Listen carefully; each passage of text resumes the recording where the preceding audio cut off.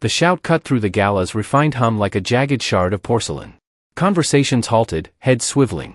On the gleaming obsidian stage, Meiling Zhao, the indomitable CEO of Zhao Global, froze. Her silver spoon, cradling a flawless orb of mango mousse, paused just shy of her lips. Her eyes, sharp as jade under moonlight, scanned the opulent ballroom until they fixed on the source of the outburst. A janitor, clad in a nondescript gray uniform, his face ashen and slick with sweat, stared back with eyes wide in naked fear, jarring against the sparkle of champagne flutes and crystal chandeliers. 2 security guards were already closing in, their dark suits cutting through the gilded crowd. "Remove him." Meiling's voice was a quiet blade, laced with controlled rage that echoed further than the janitor's cry.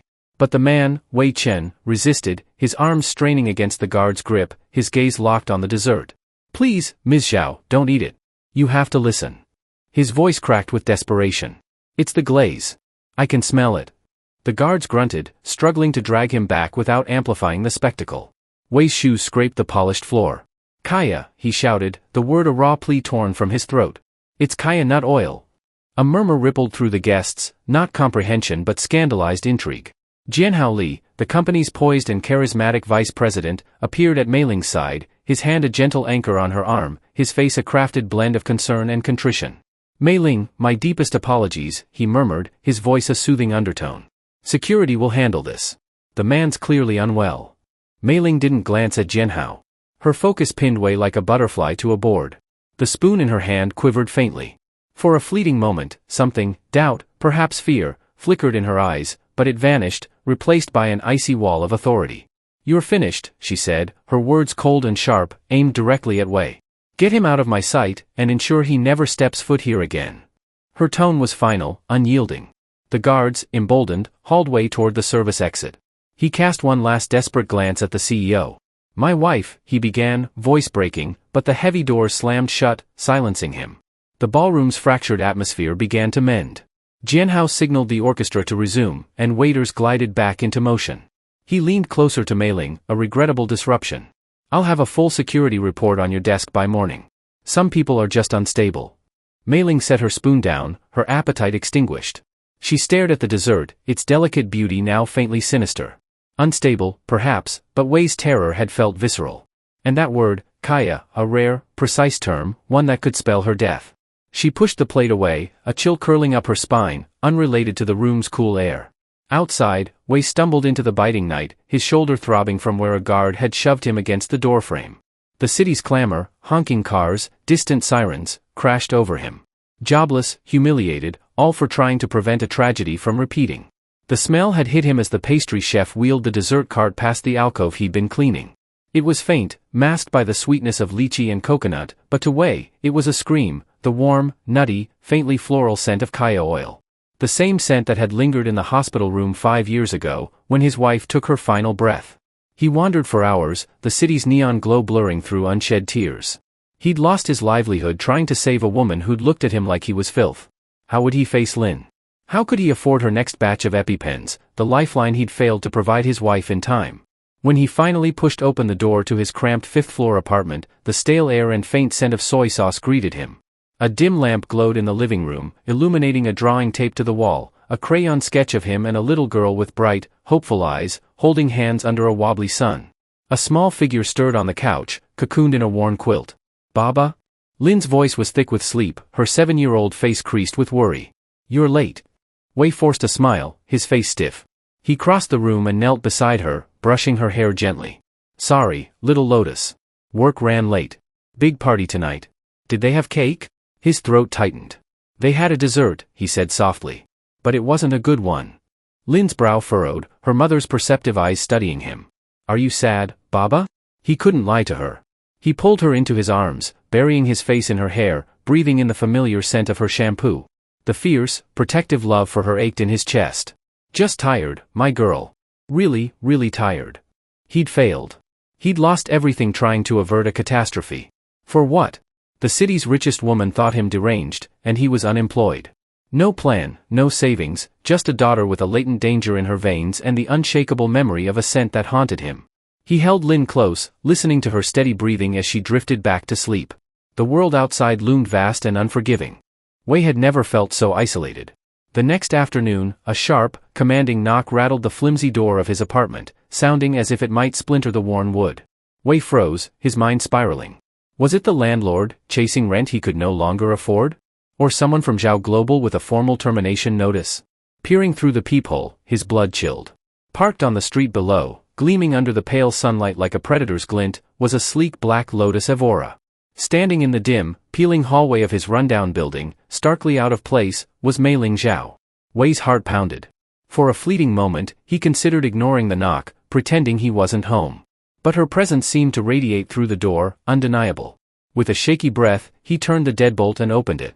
Meiling stood there in a tailored charcoal suit, its cost likely exceeding his rent for a year. Her hair was pulled into a severe bun, her face a mask of cold control. Her jade-sharp eyes flicked over his faded shirt and the cramped apartment before locking onto his.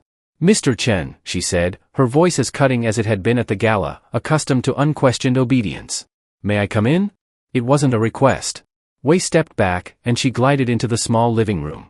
Her crisp, expensive perfume, cedar and frost, overwhelmed the familiar sense of his home. She didn't sit. Standing on the threadbare rug, her posture rigid, she surveyed the space, the crayon drawing on the wall, Lin's stack of picture books on the coffee table, the faded quilt crumpled on the couch. "How did you know?" she asked, her back to him. Wei's throat was parched. "Know what?" She turned, her gaze pinning him. "Don't waste my time, Mr. Chen. You shouted a word last night, Kaya, a term so obscure it's barely known. A term tied to an allergy so rare it affects less than 0.1% of people. An allergy that is my most guarded secret. So, I'll ask again, how did you know?" Her intensity was suffocating, her eyes glinting with suspicion, as if he were a threat to be dismantled. Wei's fear gave way to the familiar ache of grief. "It was the smell," he said, his voice rough. "The smell?" she echoed, her expression unyielding. "You don't forget a smell like that," Wei snapped, rawness creeping into his tone. "Not when it's the last thing you remember before your world collapses." Her gaze flickered, not sympathy, but a sharp curiosity. He moved past her to a cluttered shelf by the TV, picking up a framed photo. It showed a smiling woman with warm, kind eyes, her arms around a younger, lighter version of himself. "My wife, Xiao," he said, his voice heavy. 5 years ago, we went to a small bakery for our anniversary. The new chef wanted to be unique, used kaya nut oil in her tart's glaze. She went into anaphylactic shock before we paid the bill. She was gone before the ambulance arrived." His hand shook as he set the photo down. "Her allergy passed to our daughter, Lin." He pointed to the medical alert bracelet in Lin's crayon drawing on the wall. "That's why I shouted. That's why I lost my job. I couldn't watch it happen again." Silence fell, broken only by the hum of the old fridge. Meiling studied the photo, then the drawing, and finally Wei. Her icy facade cracked, revealing a flicker of vulnerability. "I see," she said, her voice softer, stripped of its edge. She looked at her hands, as if seeing them anew. "My personal chef, the only one who knew my full dietary restrictions, was dismissed 3 years ago for leaking confidential information. My medical records are sealed by court order. The gala's guest list and menu were personally vetted by my vice president, Jianhao Li. The dessert was listed as a lychee coconut mousse, no mention of nuts, let alone kaya." Her eyes met his, cold clarity returning. "You didn't just save me from an allergic reaction, Mr. Chen. You stopped an assassination attempt." Wei stared, the truth clicking into place with sickening weight. "This wasn't a chef's error, it was deliberate. I came here suspecting you were a threat," Meiling continued, her voice steadying. "But you're something else. You saw what no one else did. My security team is either incompetent or complicit. The traitor is in my inner circle." She stepped closer, her gaze intense. "I'm offering you a job, not as a janitor. I need someone invisible to those in power, someone who can move through my company unnoticed. I need your eyes and ears to find who tried to kill me." Wei was floored. "Me? I'm nobody. What can I do?" "You can listen," she said sharply. "You can observe. People say things around cleaning staff they'd never say in a boardroom. They don't see you. That's your strength, something I lack." She reached into her jacket, pulling out a checkbook and pen. "Your daughter, Lin, her medication must be costly." "More than you know," Wei whispered. Meiling wrote swiftly, her strokes precise. She tore out the check and extended it. "This is a signing bonus, $250,000. It will cover her immediate needs," Meiling Zhao said, her voice steady as she handed Wei the check. "Find the traitor, Mr. Chen, and I'll establish a trust to cover Lin's medical care for life. You'll never worry about the cost of an EpiPen again." Wei stared at the check, then at Meiling's face. This was madness, dangerous madness. But the crayon drawing on the wall, Lin's small hand in his, and the crushing weight of his empty bank account pressed against him. This wasn't just a job, it was a lifeline. The only way forward. "What do I have to do?" he asked, his voice barely audible. A faint, humorless smile touched Mei Ling's lips. "Tomorrow, my head of security will be sacked for the gala breach. You'll be reinstated with an apology for the misunderstanding. Then," her eyes hardened to flint, "you'll return to being invisible. And you'll find my snake." The next morning felt like a dream. Wei walked through the towering glass doors of Zhao Global, the same doors he'd been shoved through less than 36 hours ago. The air seemed to still. The security guard at the desk, who usually ignored him, now stared with open curiosity. Whispers trailed him to the staff locker room, his name a murmur among those who'd never bothered to know it. His supervisor, a perpetually frazzled man named Liang, pulled him aside before he could change. "Chen, what the hell happened? 1 minute, you're blacklisted, practically a criminal. The next, HR calls me at 6 a.m. saying you're reinstated with back pay and an apology for an unfortunate misunderstanding. What did you do?" Wei shook his head, replaying Mei Ling's instructions, delivered via a burner phone left at his apartment. "Say little. You thought you smelled something off. You overreacted. They've accepted your apology." "I made a mistake, Liang," he mumbled. "Guess they decided to let it slide." Liang squinted, unconvinced, but the order from above was ironclad. "Whatever. Keep your head down, yeah? You've got the whole building on edge." As Wei pushed his cart onto the executive floor later that day, the tension was palpable. He was a ghost story among the suits.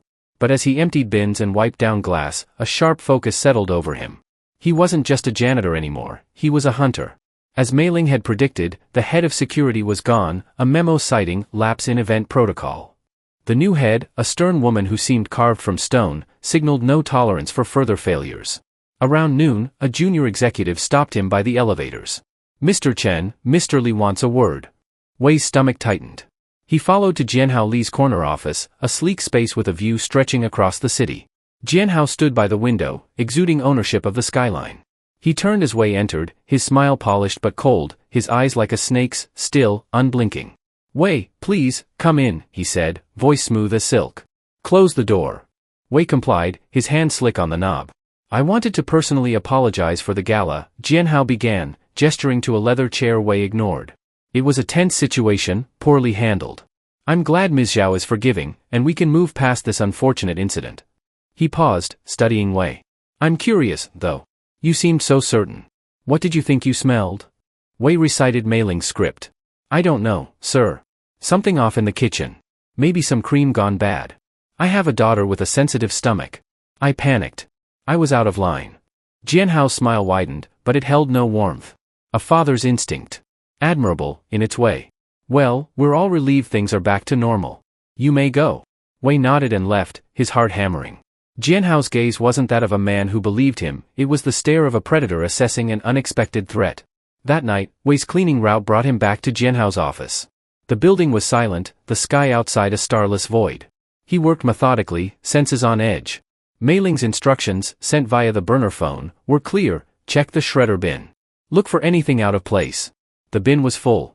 Policy dictated he tie it off for incineration, but tonight, he opened it. Spreading the clear bag on the floor, he scanned the paper confetti with his flashlight. It seemed futile, until he spotted something near the bottom. Not paper. A tiny dark glass vial, no larger than his pinky. Carefully, he extracted it and unscrewed the cap. A faint scent hit him, warm, nutty, floral. Kaya. His breath caught. He sealed the vial, slipped it into an evidence bag from home, and retied the shredder bin. Then, a soft ding echoed from the hall, the private executive elevator. Panic gripped him. He shoved the bag into his coveralls pocket, grabbed his mop, and sloshed it across the floor just as the office door opened. Jianhao Li stood there, briefcase in hand, eyes narrowing. "Still here, Wei? Working hard, I see." "Yes, sir," Wei said, voice steady despite his racing pulse. "Just finishing this floor." Jianhao's gaze flicked to the shredder bin, then back to Wei. For a moment, Wei was certain he knew, certain those cold eyes saw the vial hidden in his pocket. But Jianhao only nodded curtly. "I forgot a file," he said, moving to his desk. "Don't let me keep you." Wei packed his cart and left, every muscle braced for a hand on his shoulder. None came. He didn't dare breathe until he was back in the service elevator, the door sliding shut, plunging him into the safety of humming, fluorescent lit anonymity. In the solitude of the janitor's closet on the ground floor, he pulled out the burner phone. His fingers trembled as he typed a short, simple message to the number Evangeline had given him. I found something in his office. A small bottle. I think it's the oil. The reply came back almost instantly. Do not come to me. Go home. Lock your doors. I will handle it from here. A second message followed. You're no longer invisible. Darian. Be careful. The drive home was a blur of traffic lights and street lamps, smearing across his vision. Evangeline's warning echoed in his head, a cold counterpoint to the pounding of his own heart. You're no longer invisible. He parked his car 2 blocks away from his apartment, circling the building on foot, scanning alleys and doorways for anyone who didn't belong. The ordinary sounds of the city, a dog barking, music drifting from an open window now seemed menacing. Inside, he checked the locks on his door and windows. He found Ivy asleep on the couch again, her favorite stuffed elephant clutched to her chest. He gently lifted her into his arms, her small body warm and trusting against his, and carried her to bed. As he tucked her in, he noticed her medical alert bracelet had slipped down her wrist. He carefully tightened it, his fingers tracing the engraved letters. Severe allergy, acacia, anaphylaxis risk. He was in over his head. This wasn't a game. He was a janitor caught in a war between billionaires, and the vial in his pocket felt as heavy as a grenade. He sat at his small kitchen table for hours, the vial on the table in front of him, watching the first gray light of dawn creep into the sky. The burner phone buzzed just after 6 a.m. It was Evangeline. We need the vial. It's our only physical evidence. The central library opens at 9 o'clock. Go to the 3rd floor. Nonfiction section 793.7. There's a hollowed-out book called The Art of Deception. Place the vial inside. Leave immediately. Someone will retrieve it. Her instructions were precise, cold, and left no room for error. She was treating this like a military operation, and he realized with a jolt that for her, it probably was. Work was a new kind of hell. Adrian Crown's invisible hand was now pressing down on him. As his supervisor approached him with an apologetic grimace. Corporate just changed the cleaning rotations. Merrick, they want one dedicated man for the sub-levels. That's you. Boiler room, electrical, server maintenance floors and the executive garage. It's dirty work, but the order came straight from the VP's office. Darian understood immediately. Adrian was isolating him, pushing him down into the guts of the building where there were fewer eyes, where he was out of the way, or a colder thought surfaced, where an accident could happen without witnesses. He spent the next few hours in the sweltering heat of the boiler room. The roar of the machinery, a deafening wall of sound. Every shadow seemed to move. Every clang of metal made him jump. At 8:45, he cleaned himself up, clocked out for his break, and walked the 6 blocks to the library. The building was a quiet sanctuary of wood polish and old paper. He felt a dozen pairs of eyes on him as he walked to the non-fiction section, his janitor's uniform making him stand out. He found section 793.7, Puzzles and Games. His fingers trembled as he scanned the titles. There it was, The Art of Deception. It looked ancient. He pulled it from the shelf and it fell open to a neat hollowed-out square in the center. He slipped the small bagged vial inside, closed the book, and slid it back into place. His part was done. He walked out without looking back, the feeling of being watched prickling the back of his neck. Back at the tower, he descended into the cool, silent concrete of the executive garage. It was a cavernous space reserved for the company's elite, filled with silent, gleaming machines that cost more than his apartment building. He was supposed to be sweeping the floors. But he moved slowly, his eyes scanning everything. He was in the far corner near the private service elevator when he saw him. Adrian Crown standing beside his sleek black sedan. But he wasn't alone. He was talking to a man Darian had never seen before. A man who definitely wasn't an executive. He was wiry with a nervous energy, dressed in a nondescript jacket and jeans. He kept glancing around, his eyes darting into the shadows. Darian ducked behind a massive concrete pillar, his heart pounding. He couldn't hear their words, only the low, urgent murmur of their voices. He watched as Adrian passed a thick manila envelope to the stranger. The man took it, opened it to check the contents, stacks of cash, and then passed a small square insulated box back to Adrian. It looked like a medical cooler, the kind used for transporting lab samples. Adrian placed the box carefully in his trunk, slammed it shut, and said a final sharp word to the man. The stranger nodded quickly and skewered away toward the pedestrian exit, melting back into the city. Adrian got in his car and drove off. Darien waited until the garage was silent again before he stepped out from behind the pillar. An envelope of cash for a medical box. It wasn't proof of anything, not legally, but he knew with a certainty that chilled him to the bone that he had just seen the snake meeting its supplier. That night, after he tucked Ivy in, he almost jumped out of his skin when he heard a soft knock at his door. He crept to the peephole, his hand hovering over his phone, ready to dial 911. It was a young woman in a bike messenger's uniform holding a small flat package. "For Merrick?" she asked. Through the door. He opened it cautiously. She had him sign a screen and then handed him the package before jogging back down the stairs. It wasn't a bomb. It was a tablet, sleek and new. He turned it on. There was only one app on the screen, a secure messaging service. A new message was already waiting. Lab confirmed. Concentrated synthesized acacia oil. Industrial grade, untraceable. The vial contained enough to cause a fatal reaction in under a minute. This was not a warning. It was a kill shot. Darien sank onto his couch, the tablet feeling impossibly heavy in his hands. A second message appeared. "You were right to be suspicious of the garage. I had a theory. The man he met is a disgraced biochemist named Dr. Kenji Sato. He specializes in synthesizing organic compounds off-market. The box you saw was likely a second dose. He's going to try again. We need to know when and how." Wei's mind raced. Jianhao wouldn't repeat the same trick. The next attempt would be different, more direct. He typed a reply, his fingers stiff. "What do I do?" Mei Ling's answer was immediate and chilling. "You get closer to him. He's isolating you in the basement. Use it. The server room you now clean is the company's brain. His communications, his schedules, his finances, it all runs through there. Find a way in.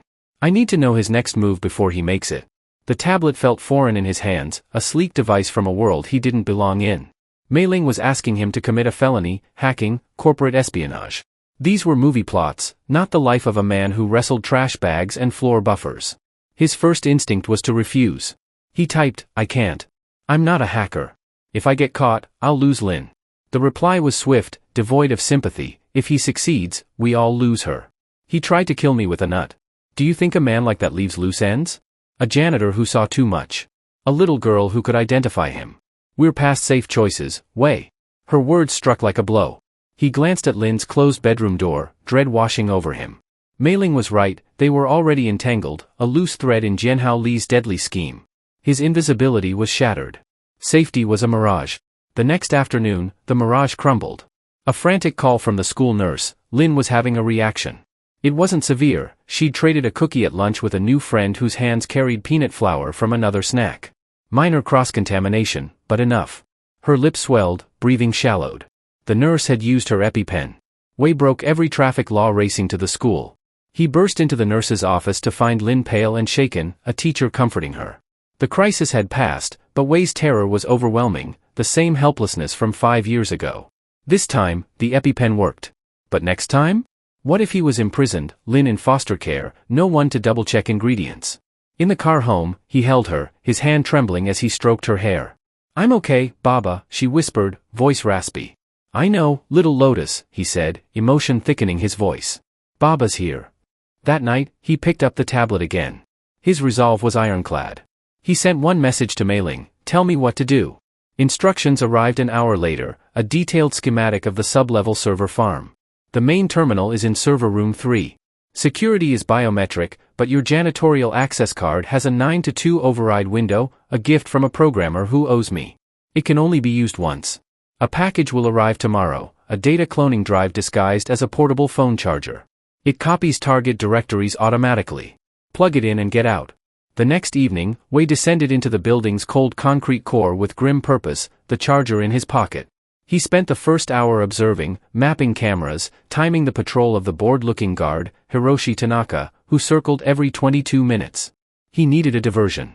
20 minutes into Tanaka's next round, Wei entered a utility closet and tripped the west corridor's lighting breaker, darkening a 50-yard stretch.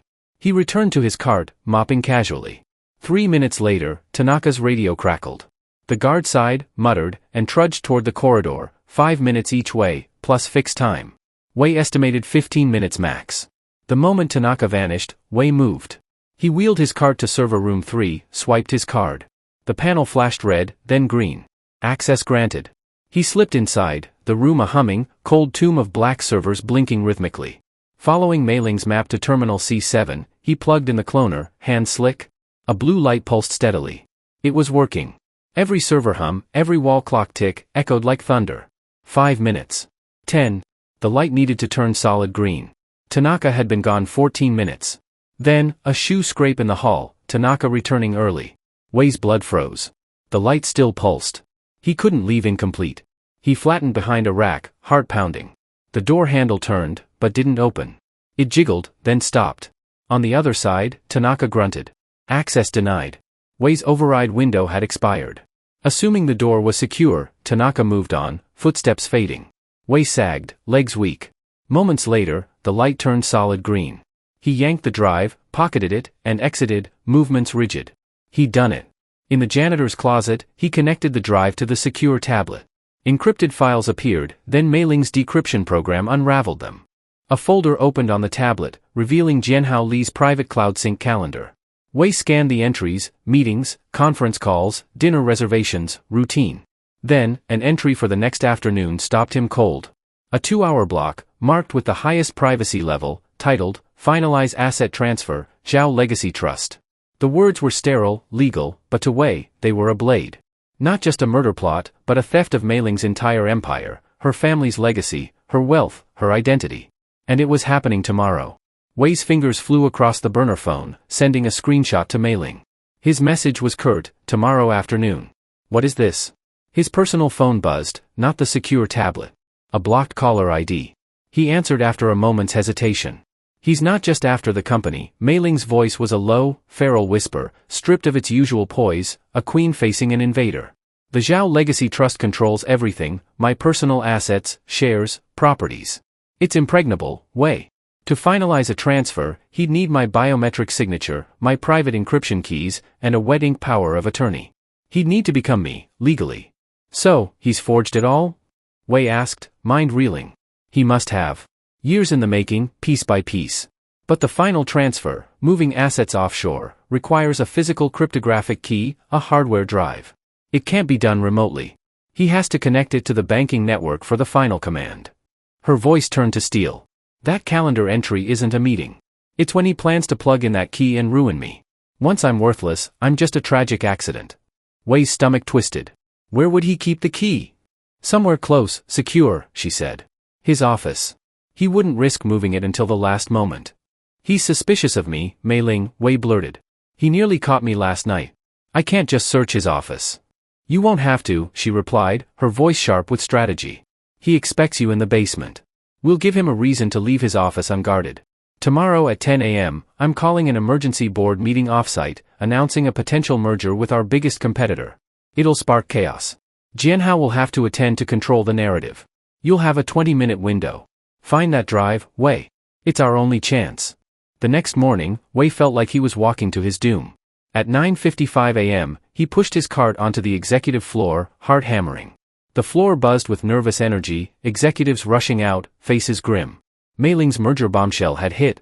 At 10:02, Jianhao strode from his office, his cool authority masking a tight jaw. He didn't glance at the janitor mopping as he headed for the elevators. The moment the elevator doors closed, Wei's 20-minute clock began.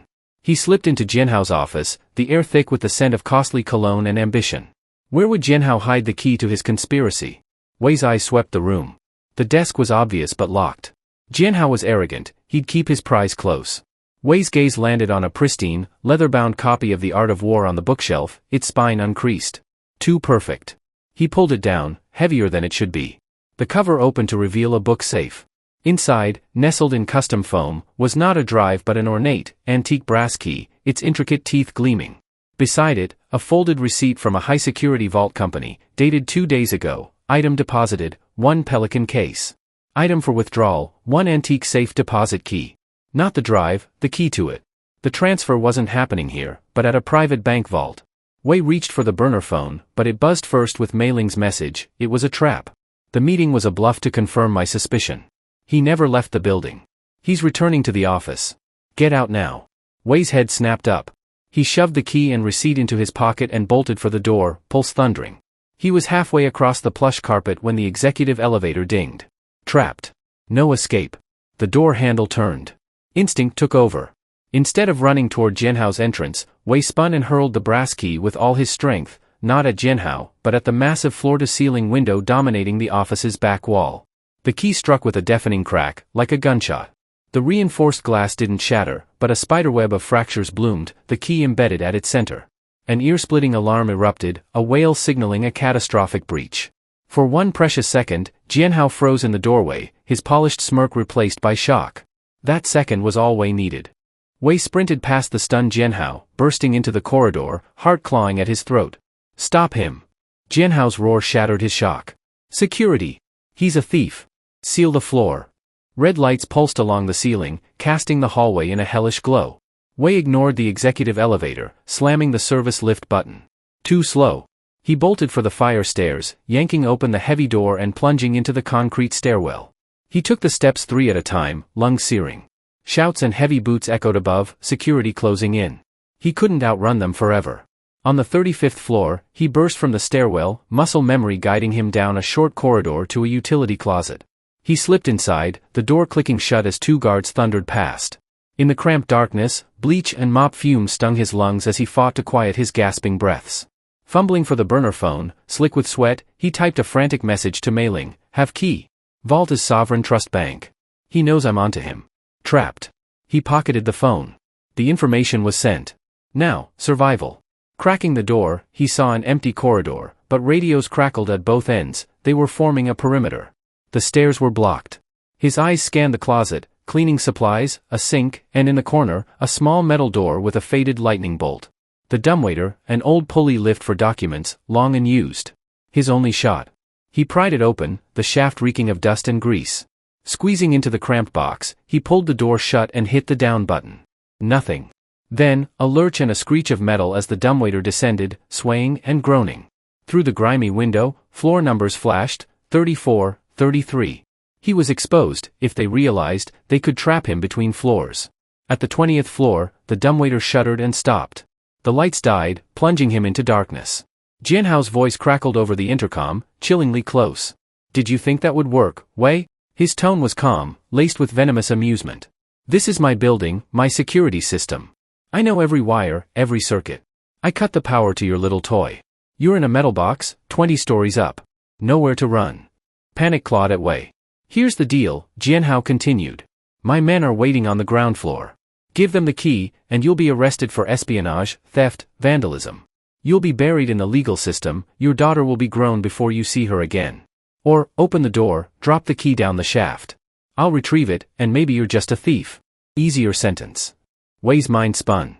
He was a pawn, dangling in the dark, but he held the key, Jianhao's prize. Through the window, he saw the stenciled 20. The IT department. Across the hall, a server maintenance room with dedicated emergency power. He grabbed the mop handle, wedged it against the door, and pushed. The rusted latch resisted. Jianhao's voice returned, no longer amused. "What are you doing, Wei? It's over." With a desperate heave, Wei snapped the latch. The door swung open into the 20th floor's dark hallway. "Security to floor 20. Jianhao's voice was pure fury. "He's out. Get him." Wei scrambled out, running as the main elevators dinged down the hall. He clutched the vault receipt, his only leverage besides the key. The hallway glowed red, boots echoing from the east stairwell, elevators chiming west, a pincer trap. His goal, the server maintenance room. He slammed its door shut, back against cool metal, in a cramped space of Ethernet cables, humming power supplies, and hardware racks. No exit. A dead end. The key and receipt were useless if they caught him. Jianhao would win, and Lin would lose her father. Wei's eyes darted, seeking a miracle. Behind a rack of old monitors, he saw it, a brass-rimmed terminal for a pneumatic tube system, a relic from decades past for sending memos.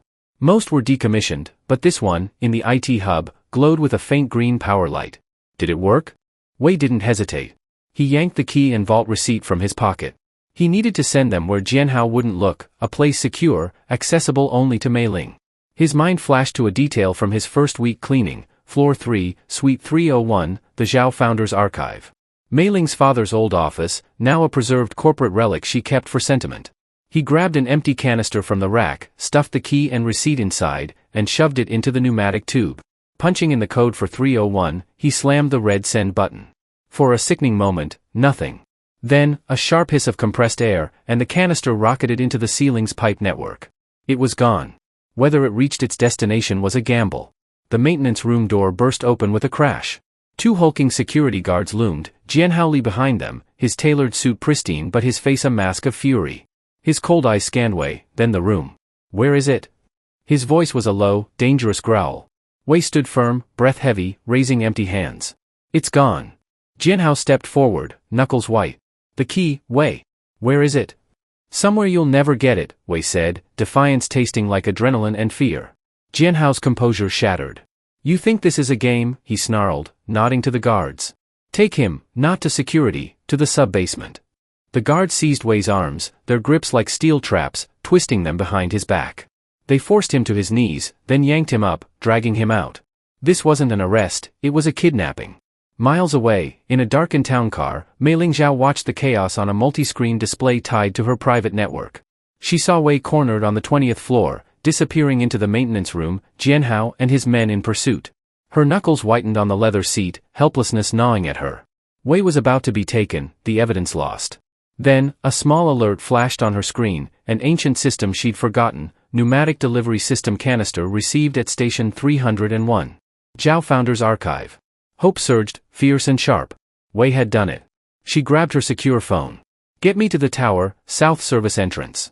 And get the Attorney General on the line. Tell him it's happening." Wei barely registered the journey. Dragged through grimy service corridors, down a creaking freight elevator reeking of oil, they reached the sub-basement, a damp, concrete maze of pipes and machinery. They threw him into a windowless storage cage, the barred door slamming shut. Jianhao stood outside, lit by a single bare bulb, staring down at Wei slumped on the floor, shoulder screaming. "I have an appointment at 2 o'clock, Wei," Jianhao said softly. "A critical one. I won't miss it. So, you'll tell me where you sent that key." Wei glared, silent. Jianhao sighed, a theatrical display of disappointment. "I hoped you'd be reasonable. I'll have to motivate you." He pulled out his phone, tapped the screen, and turned it toward Wei. A live feed, a playground. Wei's blood froze. Lin's school. The camera zoomed to children by the swings, Lin's bright yellow coat vivid, her laughter silent. "A beautiful girl," Jianhao murmured. "So full of life." He swiped, and the feed shifted to a black car across the street. A man in a dark suit leaned against it, eyes fixed on Lin. "He's a professional," Jianhao said, voice a venomous whisper. "Very good at his job. He's on the phone with me, awaiting orders. The key isn't just about my future, it's about your daughter's." Wei stared at the screen, Lin, oblivious, swinging higher, and the predator watching her. The fight drained from him, replaced by paralyzing terror. "The archive," he choked out, words like shards in his throat. "Founder's archive. 3rd floor. I sent it there." Jianhao's lips curled into a cruel, triumphant smile. "Was that so hard?" He glanced at his watch, 1 p.m. "You've wasted my time, Wei." Speaking into his phone, he said, "Stand by, keep the girl in sight until I have the package." He hung up, eyes glittering. "You're coming with me, Wei, to ensure a smooth transaction." The guards hauled Wei to his feet, dragging him from the sub-basement to the service elevator, ascending back to the polished world above. To Kaito, it felt like a death march. He had failed. He had surrendered the only leverage they had, and Mei was still a pawn in Hiroshi's game. At the same moment, Aiko Tanaka swept through the south service entrance of the tower, flanked by 2 plainclothes officers from the Attorney General's office. Her face was a mask of cold fury. "He has the janitor in the sub-basement," she said into her phone, relaying information from her security contact. "And he's threatening the man's daughter. He knows where the key is. We have to assume he's on his way to retrieve it now. The archive is on the 3rd floor. Go now. Quietly. I'll meet you there." She moved with a speed and purpose that belied her elegant suit, taking a different, more direct elevator. She knew the building's secrets better than anyone, including Hiroshi. She arrived on the 3rd floor a full 2 minutes before anyone else, her heels silent on the plush carpet. The Founder's archive was just as she remembered it, dark wood, leather-bound books, and a faint smell of her father's cigar smoke that never seemed to fade. She went straight to the pneumatic tube station in the corner. There, in the receiving bin, was the canister. Her hands trembled as she opened it. The antique brass key felt heavy, cold. The vault receipt was tucked beside it. She had it. She had the proof. She turned, ready to leave, and froze. Through the thick glass of the office door, she saw the elevator ding. The door slid open, revealing Hiroshi Sato. Beside him, held between two hulking guards, was Kaito, his face bruised and pale with terror. Hiroshi saw her through the glass. His triumphant smile faltered for a second, replaced by a flash of pure rage, but he recovered instantly. He gestured for the guards to open the door. "Aiko," he said, his voice dripping with false cordiality as he stepped into the room. "How wonderful of you to join us. You've saved me a trip. Now be a good girl and hand that over." She held the key up, her grip tight. "It's over, Hiroshi. The Attorney General is on his way. His men are already in the building." Hiroshi laughed, a short, ugly sound. "You think that matters right now?" He nodded toward Kaito. "This man has a daughter, a lovely little girl named Mei. She's at school, playing on the swings. And I have a man with a car parked across the street waiting for my call. So, you can hand me the key, and we can all walk away from this, or you can watch a true tragedy unfold on your evening news." Aiko's blood ran cold. She looked at Kaito, saw the absolute terror in his eyes, and understood. This monster had her checkmated, her company, her fortune. None of it mattered if a child had to pay the price. Her hand started to lower. Defeat was a bitter taste in her mouth. But Kaito, seeing her about to give in, felt something snap inside him. He had been a victim. He had been a pawn. He was done. He wasn't going to let this man use his daughter to win. "No," he yelled. In one explosive, desperate movement, he threw his entire body weight sideways, slamming into the guard on his right. The man, caught off guard, stumbled backward, crashing into a tall display case full of her father's crystal awards. The case toppled with a cataclysmic shatter, glass and trophies exploding across the floor. It was the chaos Aiko needed. Hiroshi was momentarily distracted, his head whipping toward the sound. In that instant, she didn't run. She acted. She lunged forward, not at Hiroshi, but at the guard still holding Kaito's other arm. She brought the heavy brass key up in a tight fist, slamming it hard against the guard's temple.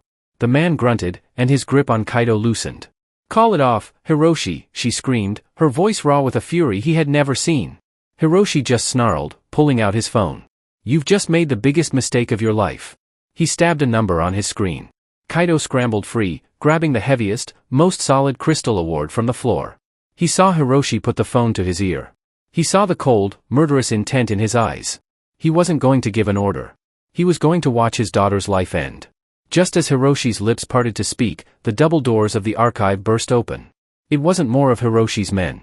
It was a tactical team of state police in full gear, weapons raised. "Drop the phone, Sato," a commander shouted, hands in the air. "Now!" For a heartbeat, the world stood still. Hiroshi looked at the police, then at Aiko, his face contorted in a mask of pure hatred. He knew he was beaten, but he could still burn the world down with him. He held the phone to his ear. "Do it," he whispered into the phone. A single gunshot-like crack echoed through the room, but it didn't come from the police.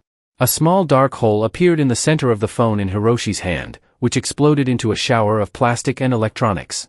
He cried out, dropping the shattered device. Standing in the doorway behind the tactical team was the new grim-faced head of security, Yumi Chen. In her hand was a pistol, a thin wisp of smoke curling from its barrel. She hadn't aimed for him. She had aimed for the phone. The connection was cut. But was it in time? Had the order been heard? Kaito's heart stopped. The silence in the room stretched for an eternity, filled only with a terrifying, unanswered question. For a long silent moment, no one moved. The only sounds were the ragged gasps of Kaito's breath and the faint crackle of the shattered phone on the floor. The question hung in the air, heavy and suffocating. Was the order heard? Then the room exploded into methodical action. The tactical team surged forward, forcing a stunned Hiroshi Sato and his bewildered guards to the ground. The clatter of plastic cuffs echoed off the wood-paneled walls. Hiroshi didn't struggle. He just knelt on the floor, a strange, empty smile on his face, the look of a king who had lost his kingdom but had managed to burn it down on his way out. Kaito saw none of it. His world had shrunk to a single terrifying point of focus.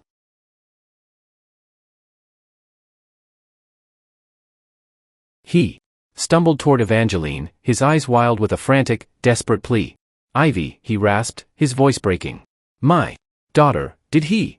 Evangeline was already holding her own secure phone to her ear, her face pale, but her voice a blade of pure command. "Report." Now she listened, her eyes locked on Darren's. The seconds stretched into an eternity. Darien felt his knees begin to buckle, the weight of his terror too much to bear. Then Evangeline's expression softened, the iron control giving way to a wave of profound relief. She let out a breath she seemed to have been holding for days. They got him, Darien, she said, her voice soft.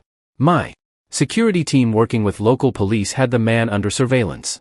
The moment the line to Adrian went dead, that was their signal to move in. He never even got the final order. She's safe. Ivy is safe. The words washed over him, and the strength that had held him together through the chase, the threats and the fear finally dissolved. His legs gave out and he would have collapsed if not for the two plainclothes officers who caught him, easing him into a chair. He dropped his head into his hands and a shuddering sob tore through him. A sound of grief, of terror, and of overwhelming, bone-deep relief. He had not failed her. 2 weeks later, the world was a different place. The name Adrian Crown was infamous, the subject of headlines detailing a shocking conspiracy of attempted murder and staggering financial fraud. The evidence against him was irrefutable. The cryptographic key, the vault receipt, and the labyrinth of forged documents and offshore accounts that Darien's initial discovery had helped unravel. Reed International, though shaken, was secure under Evangeline's steady hand. For Darien, life had become quiet. He'd been placed on indefinite, paid administrative leave, a ghost in the corporate system. He spent his days with Ivy, taking her to the park, reading her stories, never letting her stray too far from his side. The fear had subsided, but it had left a permanent echo. One crisp autumn afternoon, he heard a familiar low rumble outside his apartment building. He looked out the window and saw it. The cherry-red Ferrari parked in the exact same spot as before. But this time, he felt no fear. He met Evangeline in the hallway. She was dressed more casually in a simple sweater and slacks. The icy armor of the CEO was gone, replaced by a quiet, thoughtful composure. She wasn't carrying a checkbook. She was holding a simple leather-bound portfolio. I believe this belongs to you, she said, her voice gentle. She opened the portfolio. Inside were not checks, but official notarized legal documents. On the top page, read the words, the Ivy Merrick Lifetime Medical Trust. It was an ironclad, fully funded trust, guaranteeing his daughter the best possible medical care for the rest of her life, administered by a board of the nation's top doctors. It was more than a promise. It was a fortress built around his daughter's future. I can't, he started, his voice thick. You can, she interrupted softly. And you will. You earned this, Darien. You saved my life. You saved my company. And you reminded me of something I had long forgotten. What's that? He whispered. That the most valuable assets don't show up on a balance sheet. She closed the portfolio and held it out to him. I also have another offer. I've created a new position at Reed International, Director of Internal Oversight. A person who answers only to me, who has the authority to look where others don't, to see the things that are hidden in plain sight. It requires a unique perspective. A faint smile touched her lips. It pays better than a janitor's salary. If you want it, Darien took the portfolio. The weight of it both heavy and incredibly light. He looked at this woman who had once seemed like a distant, untouchable queen, and saw a survivor, a partner, a friend. I'll think about it, he said. A genuine smile finally reaching his own eyes. The next Saturday was bright and sunny. Darien and Ivy were at the park, the same one he had watched with terror on a video feed. But today, there were no shadows, no black cars. Today, there was only the sound of Ivy's laughter as she chased a butterfly across the grass. Evangeline met them there. She wasn't wearing a suit or carrying a briefcase. She was just a woman enjoying a day in the park. She bought them both ice cream, and the three of them sat on a bench watching the city go by. Ivy, with chocolate smeared on her cheek, leaned against Darren and looked up at Evangeline. Are you Daddy's new boss? Evangeline smiled. A real warm smile that transformed her face. No, sweetie, she said, reaching out to gently wipe the chocolate from Ivy's cheek. We're partners. Darien looked at his daughter, safe and happy, and at the woman who had helped make it possible. He knew their lives were forever intertwined, a strange and unlikely family forged in chaos and trust. The world was still full of dangers, but for the first time in a long, long time, he wasn't facing it alone. The quiet janitor had found his voice. The isolated CEO had found her heart. And together, they had found that the most powerful protection in the world was simply having someone you could count on. So, that's the end of our story. I really hope a piece of it stays with you. If there was a moment or even just a character that really hit home, I'd honestly be honored to read about it in the comments. It's just amazing to see how one story can land in so many different ways. Look, if you believe stories like this are a kind of light we need in the world. Your support means everything. When you like and subscribe, you're doing more than just helping a channel grow. You're really casting a vote for stories that aren't afraid to look at what makes us human. And you're helping that light find someone who might be in the dark. Thank you for lending me your time. It means a lot.